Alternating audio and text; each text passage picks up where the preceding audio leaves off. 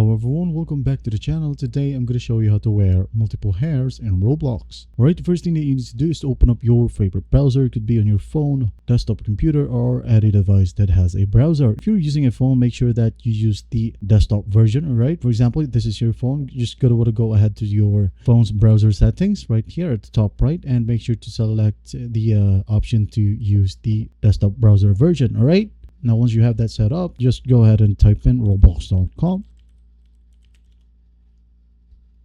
And make sure to log in. All right, here at the top right. Now once logged in, you're going to want to go to your avatar right here. All right, and go to head and body, hair.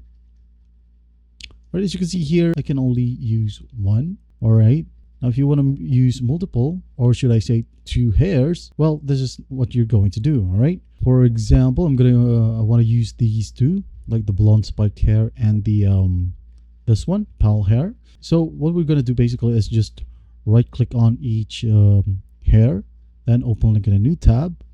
Another one, this one, open link in a new tab. Click on the new tab, all right, and go to the URL box. You'll find these numbers right here. All right, what you're going to do is copy that, go back to your avatar, click on advanced. All right, as you can see here, you'll have 10 slots for asset ID. So basically, your character can only wear 10 accessories, all right? So, for example, this one, I'm going to add that to the first asset ID. Save. It's changed, right? Now, I'm going to go ahead and go to the other hair.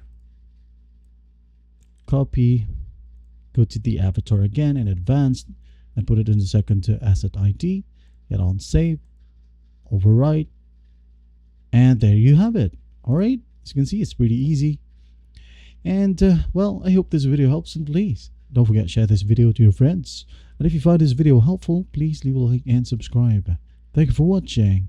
Goodbye.